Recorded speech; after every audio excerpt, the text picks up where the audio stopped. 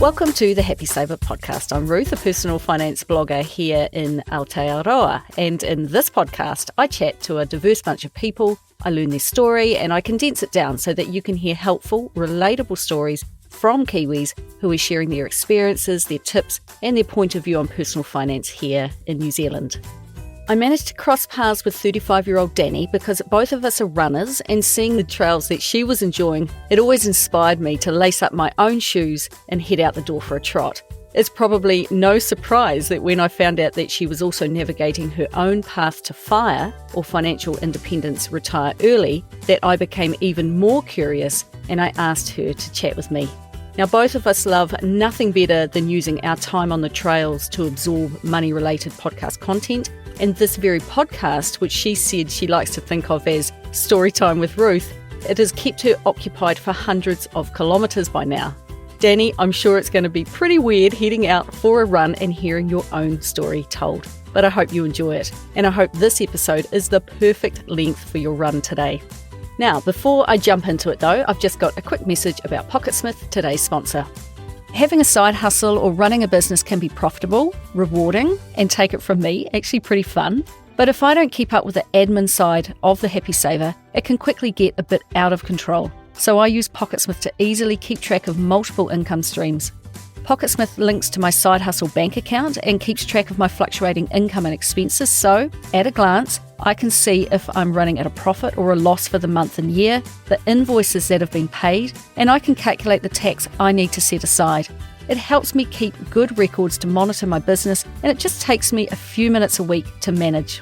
If you want to supercharge your finances with Pocketsmith, they've got a deal for you. Happy Saver listeners get a whopping 50% off your first 2 months of Pocketsmith's premium plan.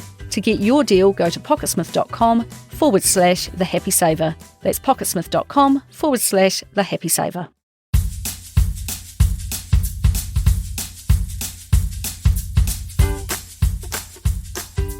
For the record, Dani is not her real name. She wanted to remain anonymous today. Plus, although she does have a partner, she asked that I keep their details to a minimum, which is no problem at all. Dani grew up in one of the most stunning regions of the Motu, which is Motueka.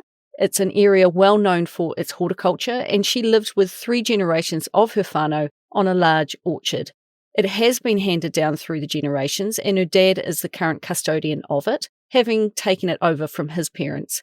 She said that her dad and mum really got a jump start in life when they took over the running of the property and moved into one of the homes on it. There was no mortgage to pay, but there was pressure to keep the family business profitable and productive for future generations, which is no mean feat in agriculture. And while she knows she had an excellent start in life, Dani does recall times of money stress when weather events such as hailstorms or flooding smashed their crops. There were years that were productive and awesome, followed by years that were not so good, which is the nature of farming of any type. It's an extremely tough industry to be in, with your outcomes so reliant on Mother Nature. It did sound like a fantastic place to grow up, surrounded by family and free rein to explore the outdoors, either roaming around the farm with her siblings and friends or getting involved in local sports, something that she really loved to do. Although money lessons were not really talked about much at home, nothing much beyond the save some, spend some principles, working hard was pretty well encouraged. There is never any shortage of work to do on a rural property, and most people I meet who come off a farm have no choice but to learn a good work ethic. It's pretty much forced upon you as soon as you're old enough to get out of the ute by yourself and open and shut the gate for mum or dad. Dani recently found an old payslip from when she was young. Her job was to sweep out the fruit packing shed for an hour after school every day, for which she got paid $5. From an early age, she always had a part-time job of some sort, so she always had money coming in, but was never much good at saving, she said, something that she remembers used to frustrate her mum. The dairy with its 50-cent lolly mixtures always beckoned her, or she would find a toy that she liked, find out how much it cost, and then save up her money until she had just enough and could buy it. Her sister, she said, was the opposite, always good at spending with more caution and setting money aside for the future. She was the sibling who would always have some Easter eggs 6 months after Easter had passed. A lot of her pay came in cash form, so without innate wisdom, like her sister seemed to have, or an adult helping her to direct her money, as soon as she received it, she spent it. She was living paycheck to paycheck as a 10-year-old. However, she did do school banking, where once a week she would take a gold coin to school and they'd bank it for her. She couldn't touch this money, it was out of the way, and she got a tiny taste of what the habit of saving is like. Given that Dani is now a secondary school teacher, there is a lesson there, she said, to teach your kids from a young age that investing a portion of your income is normal and expected, and you need to show them how to do it and then make sure it happens. Starting young is key so that you can make those habits stick. When I hear people like Dani tell me that they were, quote, never good at saving, like it was some personal failing, I always think that it's just that they were never taught. And as Dani has gone on to work out, thankfully it's a skill you can learn at any age. When she finished school, she did what a lot of young adults did and still do. She went to uni because all of her friends were going, and leaving her small town and moving to a bigger city, in her case Dunedin, so that she could study at Otago University, is a rite of passage in a way. It's a great life experience and your first step into life on your own terms. Her mum had been encouraging Dani to set a bit of her income aside for uni, and her parents had saved up a little money, about $4,000 to $5,000, which helped pay for the hall of residence accommodation in her first year. A year or two into her study, she also applied for and won a Teach New Zealand scholarship, which paid her fees for the last 3 years of study. Plus, they gave her $10,000 in cash. The conditions of the scholarship were that you had to go back to a rural area to teach. Dani spent 5 years at university all up, doing a BSc in PE or physical education and a Bachelor of Teaching, giving her the skills she would need to be a secondary school PE teacher. Now, nearing the end of her time at uni, she had a mishmash of papers left to do, so she used the Teach NZ $10,000 to move to Canada for 7 to 8 months. And while there, she had a great time and, thankfully, completed those papers she needed online so that she could finish up her courses. While at uni, and as her teaching skills began to develop, she did lots of relief teaching at preschools and kindergartens around Dunedin, if and when she could fit it around her study. It was well paid, she said, and it helped with her living costs. Every summer she worked hard, working for outdoor adventure companies near her hometown during the day and stocking shelves at the supermarket at night. This income went some way to pay her bills during the year, but it wasn't enough, so she did take on student loans too, borrowing money to pay for the fees that were not covered by her scholarship, her living costs and study material costs. She did try to keep her loans as low as she could. The courses she chose were expensive, but all up, the scholarships were a huge help as they covered about $40,000 of fees in the end, leaving her with a total student loan debt of around $35,000 after 5 years of study. That is $7,000 per year of study, which is nowhere near as bad as it could have been, and I think it shows what paying attention, looking for opportunities to help you, working and earning, if and when you can, and planning can do. I asked Dani what her thoughts were about her experience with tertiary education, given that she is teaching tamariki who might be planning to do something similar. She thinks that having the first year of uni being fees-free means a lot of people who shouldn't go to uni go, because what do they have to lose? It's no fees. You might as well give it a whirl. But it does mean that some who are going to uni won't last, and they have to learn the hard way that university might not be for them. But for others who put a lot more thought into their education after finishing school, this first year of no fees is a huge benefit to them, and it's a good thing. In regards to working while you are studying, it's a fine line between making the most of being a student and enjoying the experience that studying full-time brings. Studying and getting an education becomes a job in itself, but the whole university experience for most is only going to happen once. So you don't want to work yourself into the ground to keep debt low and not enjoy the social side of uni, she said. Some friends were working full-time while doing part-time uni. Others focused on uni and didn't want to be distracted by a job. Some were able to live at home while they studied, which was a huge advantage worth taking in her view. But Dani said uni is cruisy really, and you can get a part-time job in most cases. With the ability to study online being so much more available now, you really should be able to work a bit. Plus, it helps to have some work experience that you can show employers when the time comes to apply for work after your study ends. So it's individual for each person, she said, and there is not a lot she would change about her own experience because despite the big debt she ended up with, she had a great time and her education has led to her career. Getting your first job out of uni is the hardest. When she graduated, she had to apply at rural schools to meet the terms of her scholarship. Within 5 years of graduating, you had to spend 3 in a rural school, otherwise she would have to pay it back. She applied at 30 to 40 schools with no result and had to send proof that she tried to the government department in charge of the scholarship. Dani really wanted to teach at a rural school, but a lot of those small schools are 1 or 2 teacher shows, and they didn't want a new grad. She got to the point where she was getting rejection after rejection, and with the new school year looming, she began indiscriminately sending out CVs, and finally she secured a job in a much larger, lower North Island school. That Canadian stint detailed on her CV, it caught the attention of a Canadian member of staff, and that point of difference got her noticed. In 2010, aged about 22 or 23, she started teaching at last. It was quite a culture shock to move to a big city and teach in such a large school.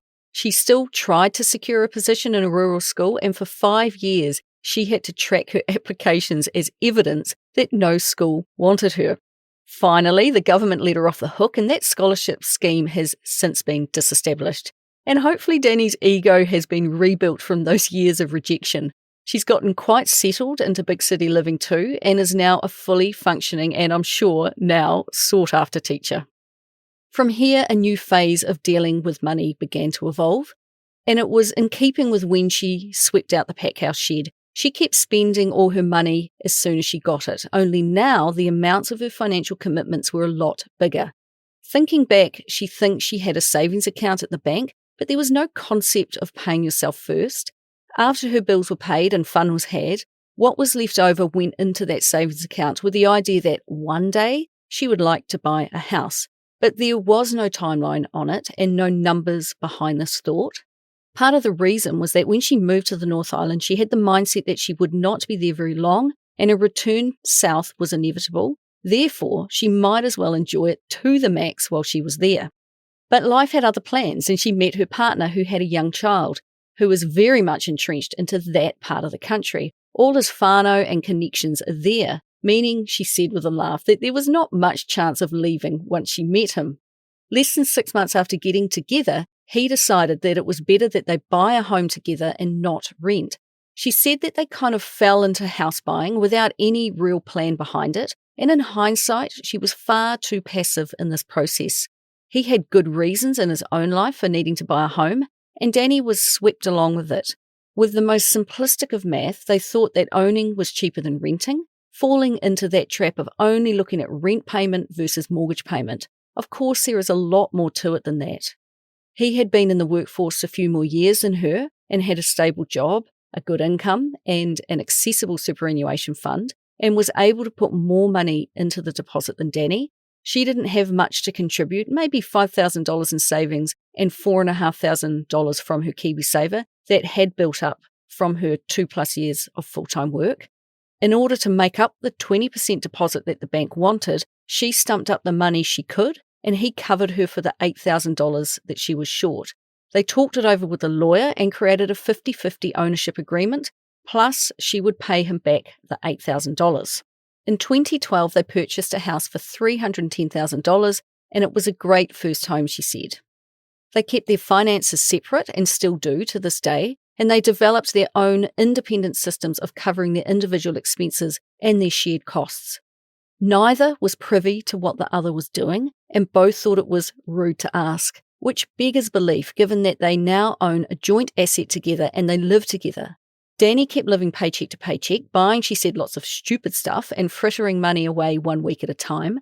Because her previous rental had been fully furnished, she had lots of fun buying stuff for their new home, and she paid back the money she owed him in large part through purchasing stuff for their house. After 4 years, and she said in a classic yet full-on keeping up with the Joneses move, they decided they wanted to upgrade. So they sold this property in 2016 for $323,000. She thinks of this as her greatest financial mistake. The step up in property increased their mortgage, and they purchased a brand new home for $520,000 that same year in a suburb much further away from both of their workplaces.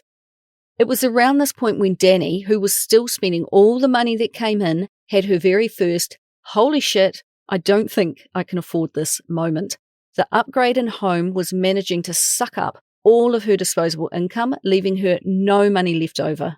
Now, I love these moments that people have. I think we all need to physically feel the discomfort of having one to make us act. And in my experience, it's the most inane thing that often sets people off. And in Dani's case, her tipping point was curtains. They keep separate finances and they often divide up purchases. She was put in charge of buying new curtains for their new home.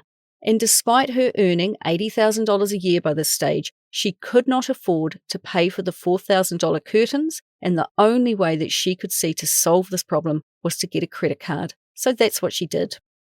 When her first statement arrived and she saw her $4,000 purchase and the 18% interest rate, she both panicked and cried. She thought that the interest needed to be paid monthly, that is 18% of $4,000 each and every month, and was terrified that she was going to default in the very first month. She rang the bank and the very patient man explained how the interest worked and that it applied annually. Although she was out of the fire and back into the frying pan for a moment, this was her moment. This was her wake-up call. Why, she asked herself, does she feel so out of touch with no sense of control over her own money? Her new curtains, her new credit card, her new sense of panic coincided beautifully with the April school holidays. Within 5 days of getting the credit card and her fabulous curtains, which despite the pain she still loved, by the way, she hit the library. She thought, I can't live like this. She had been thinking about her money problems at work, working herself into a panic, and realized that my money situation should not be affecting me before I walk into a classroom to teach. At the library, she just started reading anything she could find on personal finance. She found a budgeting software tool called YNAB, almost went mad trying to work out how to use it, and eventually managed to plug in all her expenses and her income. Using a budgeting tool was a game changer for her. The numbers didn't lie, and seeing it all in black and white and staring her in the face, it showed Dani that she was clearly living beyond her means. She couldn't deny her reality that this is what was happening. One of the first books she read in that first trip to the library was The Total Money Makeover by American author Dave Ramsey. He was the first resource that gave her simple action points. The first is to set aside $1,000 in case of emergency. The second was to pay off all of your debts like your hair is on fire, excluding the mortgage, which you will aggressively attack soon enough. He proposed that she line up all her debts, smallest to largest, irrelevant of the interest rate.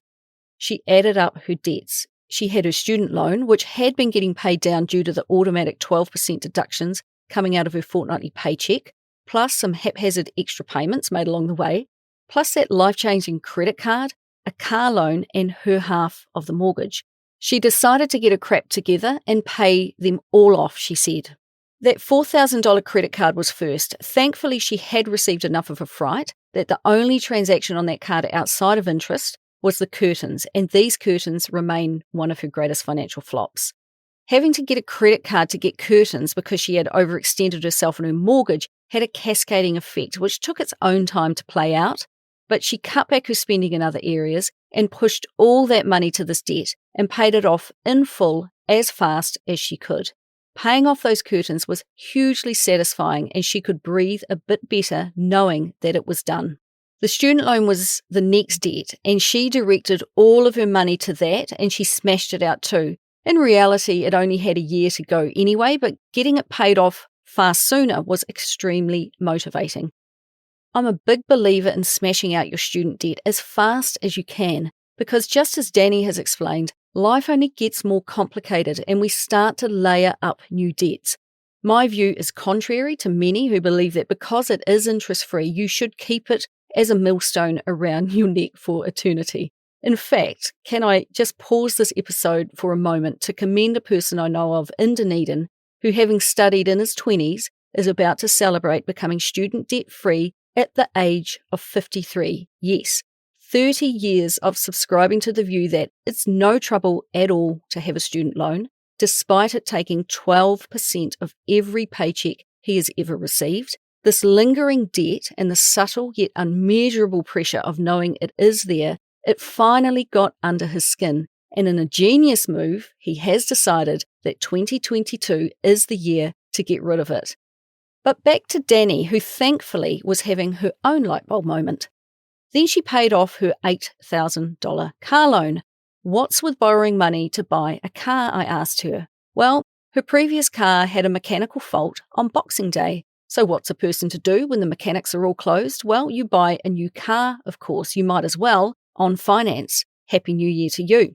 She summed this experience up very succinctly by saying, the car loan was a stupid decision. Sorry, Dani, I can't disagree with you there. Originally, she thought this debt had an early repayment penalty, meaning that if you pay it off faster, they will charge you more. She rang them up to clarify this charge, only to find out that she was actually wrong. It would cost her nothing to pay it off early. So she set about doing that too. Twice, Dani has picked up the phone to seek clarification, and it is an excellent way to get an immediate answer to your question. So all up, it took Dani about 1 year to clear those 3 debts and also build up an emergency fund of $10,000.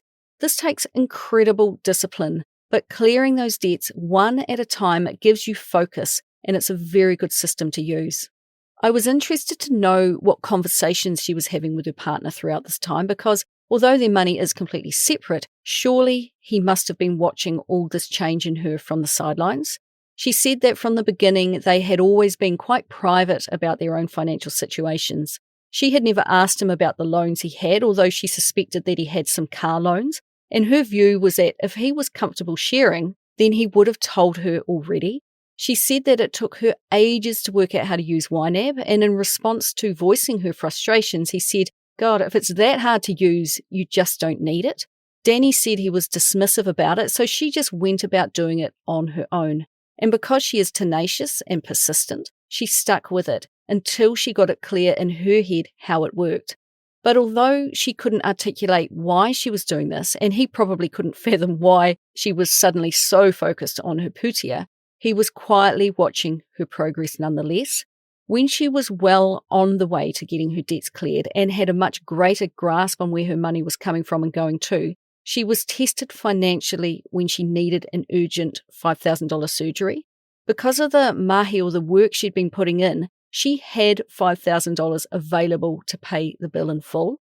Just 12 months earlier, it would have been a whole different story, and she would have had to ask her parents or her partner to borrow the money, and that does not sit well with most adults. She said that him seeing things like that, it slowly got him on board, and about a year after she had her own light bulb moment, he started to get his crap together too, she said. He didn't want to feature in this podcast at all, hence the lack of details, but he asked her quite a poignant question. If she could recommend just one book, what would it be?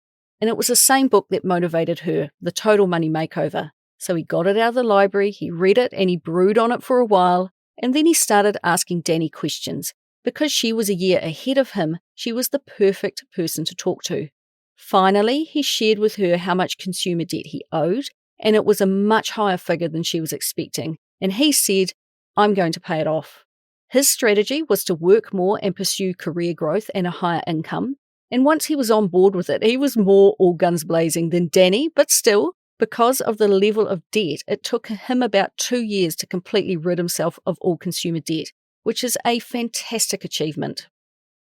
While I was writing up this next section, I found myself literally staring out the window, scratching my head, while I pondered the question of why she felt she couldn't talk to her partner about money from the start. What's the big deal about talking about money? Why is it such a taboo topic, for goodness sake? Thinking about all the other things you share in a relationship that are a lot more intense than this, how could she put herself into a financially vulnerable position by going into home ownership with him and not ask more about his financial life beyond, can you make the mortgage payment each month? Dani said she was a private person. She didn't even tell her parents that she had bought a house because she knew she had rushed into it and it could all blow up in her face. She was embarrassed to have rushed headfirst into the situation and that she had done something potentially wrong. She didn't tell her parents for 2 years, telling them instead that she was renting until her mum finally worked it out, because mums are very good like that. Here's the thing. She knew that if she asked him to divulge, she would have to divulge her finances too, and she didn't want to put herself in that position. When they got their lending in place, the mortgage broker had touched around the edges of what they both have, but it focused more on what they both had, not what they already owed. And she remembers going into that meeting being curious about whether she would find out what he actually owed, but it was not covered. And I get it. Getting him to put all his cards on the table would make Dani have to do the same. And that, I guess, is a way to kill the vibe of a new relationship. But knowing what she knows now and having been with her partner a long time, what advice would she give to a new couple in regards to having a conversation about money? It's pretty easy. You have to have that conversation. You have to be able to talk about it, to build trust and move forward so that you can build upon that foundation. And also so that if something goes wrong, you know where you're at. Had they split up, it would have been a right mess because neither knew the other's situation. And she wants you to have the confidence to have that conversation about money a little and often. Nothing massive and formal, it's not the Spanish Inquisition, but allowing yourself to be curious about the other person's situation and being willing to share your own. Until they started talking, the topic of money was hard, but now they are an open book with each other. And even if there is a disagreement about money, at least they are talking about it.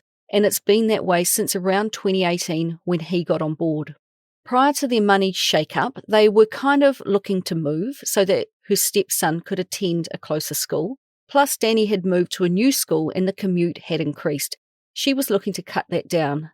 Now that they had this shared understanding of where they were going, downsizing the house and reducing their mortgage meant that in mid-2019, they sold their second home for $690,000 and they purchased a 2-bedroom townhouse for $590,000. Their mortgage was reduced by $90,000 down to $373,000, meaning that they can put more of their payments towards the principal and reduce the debt faster. Plus, they have saved on commuting costs because now she can bike to work and he can walk to public transport, making their lifestyle better all round. She said it has been an excellent decision for them. I wondered how much debt they now have and how they pay for it and how they structure their money in general. They have a shared expenses account where they each put $330 each fortnight, and that covers insurance and food and electricity, internet, Sky, and what have you. Everything that they use that is shared comes out of that. And in regards to their mortgage, they bank with ANZ and each have a direct debit out of their own personal bank account into their mortgage account, which she said also has a redraw facility. The money sits there and moves onto the mortgage balance on the day that it is due. It is all automated, so there is nothing required to make sure that it happens, although she does check in to see that everything is operating as it should. Their current balance owing has reduced to $265,000, meaning that she is responsible for half of that, or $132,500. He, in particular, although Dani is on board with this, is very motivated to get rid of the mortgage ASAP. Such a bloke thing.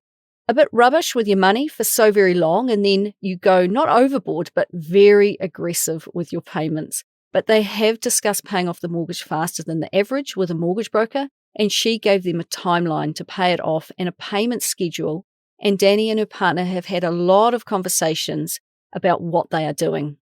He is paying the max that he can pay, $1,200 a fortnight, and she said she will match that, which, while very doable, is more of a stretch for her because she earns $30,000 less a year than him. They refixed their mortgage in April of 2022 at 5% interest for a 5-year term, meaning that in 2027, when she is 40, they will be debt-free. It sounds like a great plan to me, and I love the simplicity of it. Because they both have very stable jobs, there is little chance of big sums of cash coming their way or huge bumps in pay, so having the stable payment coming out each fortnight works really well for both of them and the bank. Dani is currently earning $104,000 a year before tax, plus a little more if she takes on extra roles. She will be taking a pay cut in the near future as she gives up one role where her salary will drop by about $7,000.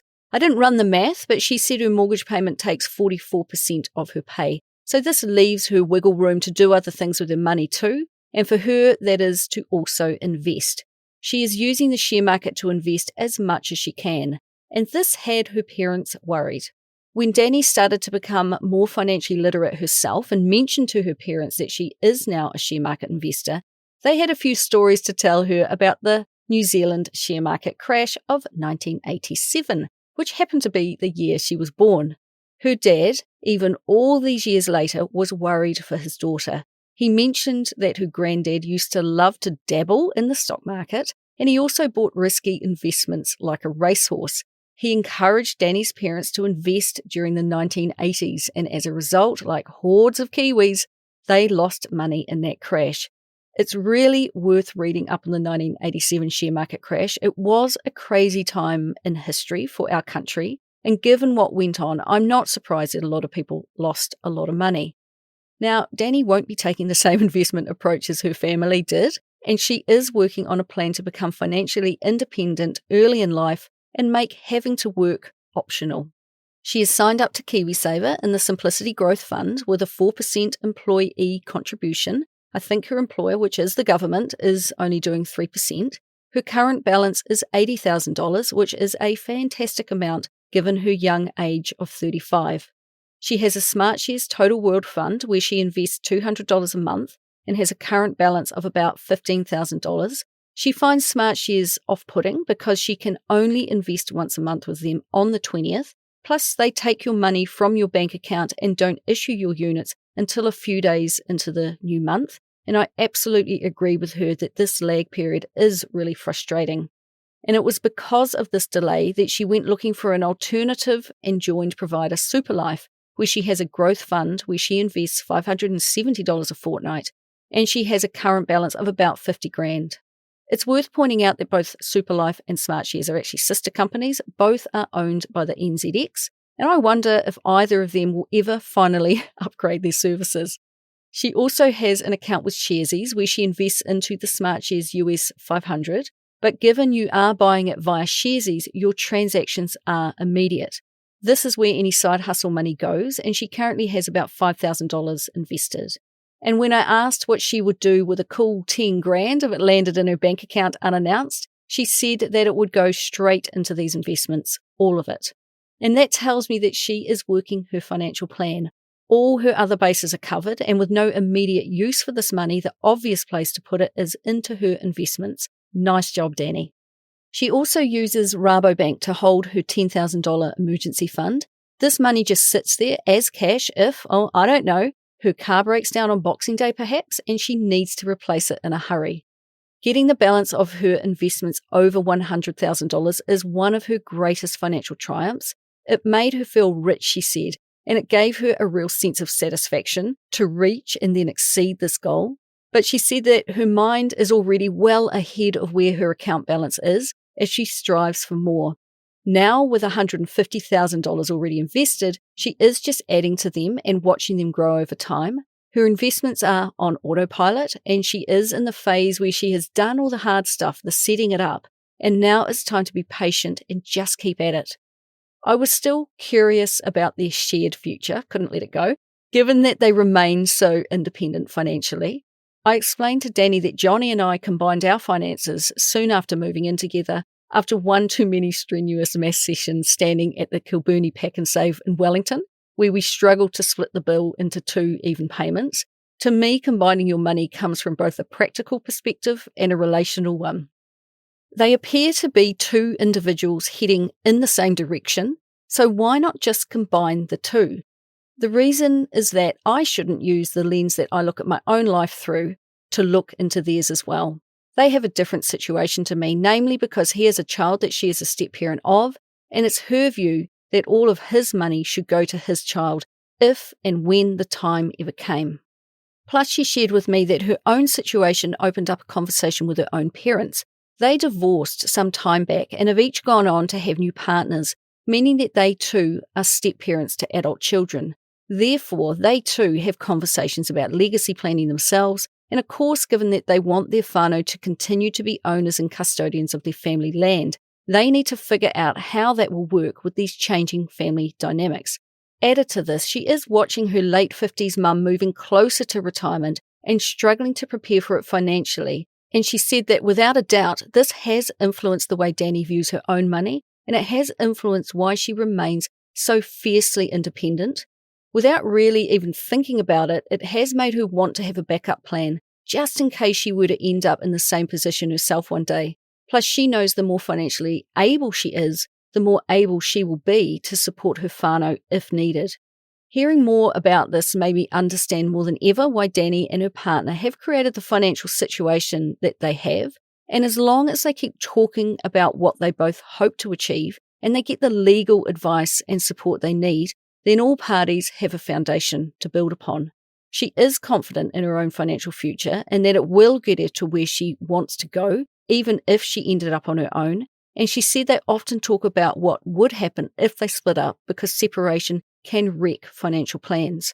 They have quite a strong vision of what they want their future to be as individuals and together.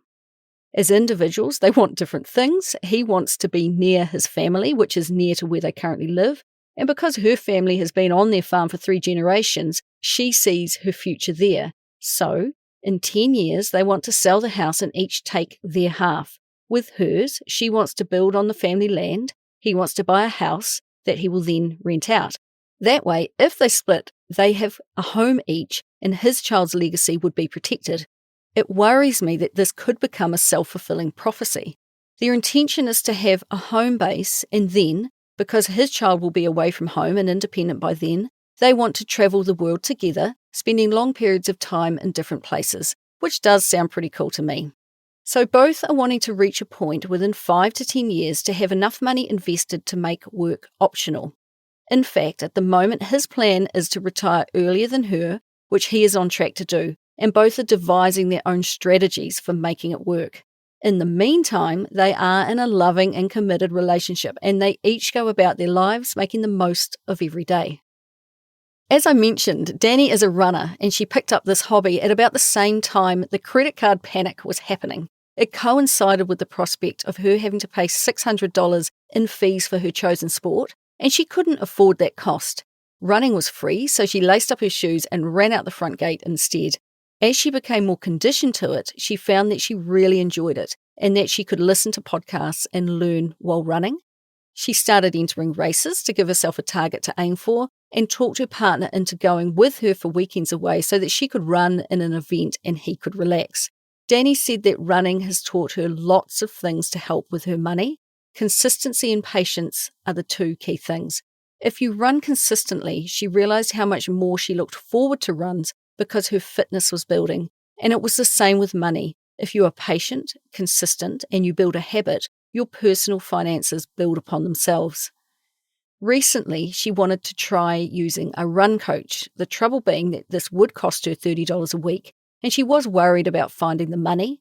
She was contemplating reducing her investment amount by $30 a week to cover it, and a chance comment from me encouraged her to just earn more money instead, because all she needed was $30 a week.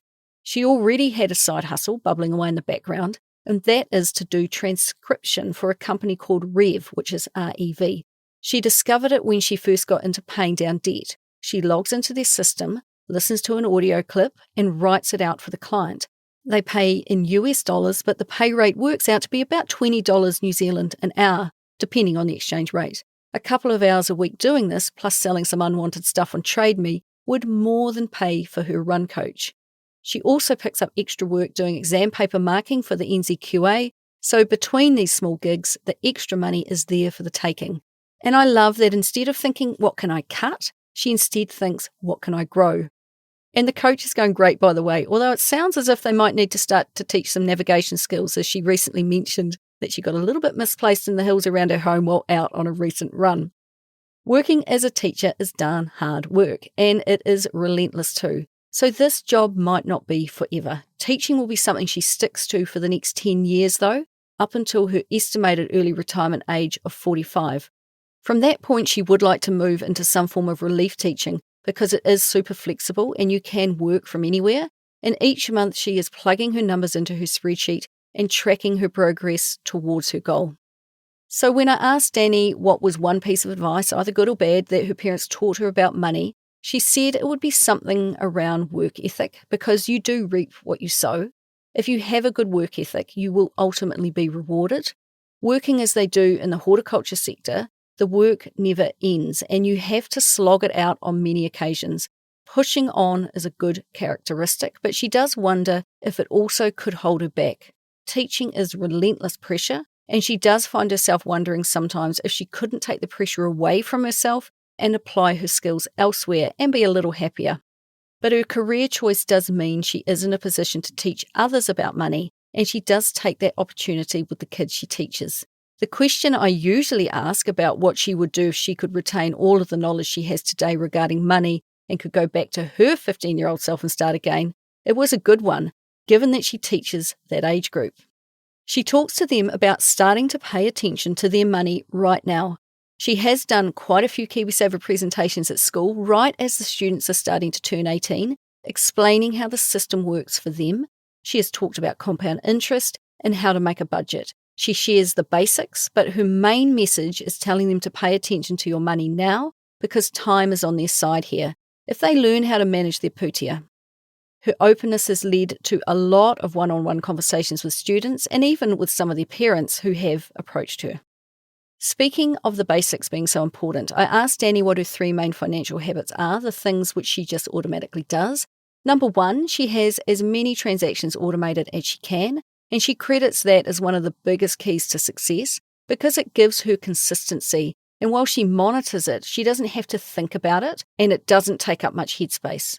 Number 2, she bikes and walks everywhere now that they have moved closer to work and outdoor activities. And number 3, they don't eat out a lot. There is little fritter factor when it comes to Kai. Instead, they cook dinner at home, part of which then becomes lunch for the next day. And what about her money elevator pitch, or that sentence that would sum up her approach to money? She referenced the Pareto principle, which is also known as the 80-20 rule. The theory maintains that 80% of the output from a given situation or system is determined by 20% of the input, or you get 80% of your results from 20% of your effort. So if you focus on a few tasks of the highest importance, you will get the most results from that. And that was their thought with reducing their mortgage by moving. One move had huge results, slashing their mortgage by $90,000. As far as resources that she would recommend to you and I, she said that she read a lot of books in the beginning, but they all started to become quite similar. The standout was J.L. Collins' A Simple Path to Wealth, because he breaks down investing in such a simple way. And this very podcast and all the fantastic people who have shared the nuts and bolts of their putia has been immensely helpful. The podcast Choose FI, Afford Anything by Paula Pant, plus Stacking Benjamins. She loves all those, and she recommends the website interest.co.nz. Plus, she enjoys following people on Instagram who are tracking their journey to FI. Now, before I wrap up, I've got another quick message from the fabulous sponsor of today's show, PocketSmith. If you want to supercharge your finances with PocketSmith, they've got a deal for you. Happy Saver listeners get a whopping 50% off your first 2 months of PocketSmith's premium plan. To get your deal, go to pocketsmith.com/the happy saver. That's pocketsmith.com/the happy saver. Now, have you been keeping track of time here? In 2016, Dani was living pay to pay. And while she would have had some equity in the house, she would have had no clue really about how much it was.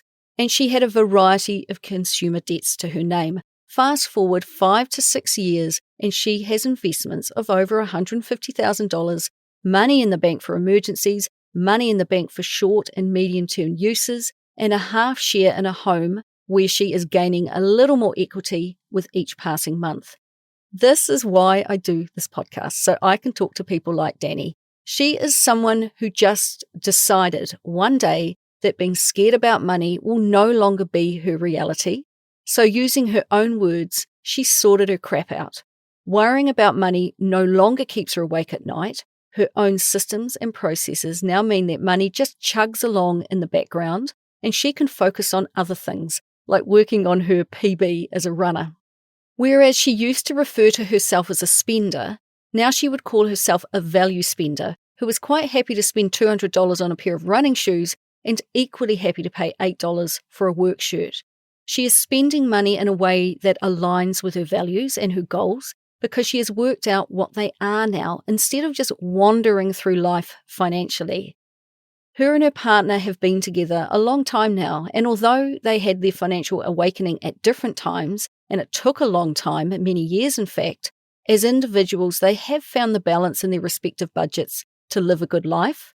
Each seem to have found their niche, and each have a collective goal in mind, And I think that most importantly is that kōrero around money is now a free-flowing conversation, which is what any good relationship needs as its cornerstone.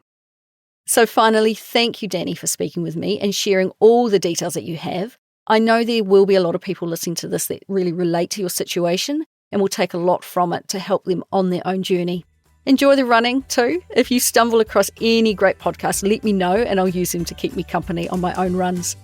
So that's all from me this week. If you want to get in touch, you can find me at thehappysaver.com. And I would love it if you could give me a rating and a review wherever you listen to your podcasts. And please do share it with your friends. It's the best way that people can learn about the podcast. And I would love it if you would talk more about money with your own friends and whānau and help me continue to help others be better with money. So until next time, happy saving.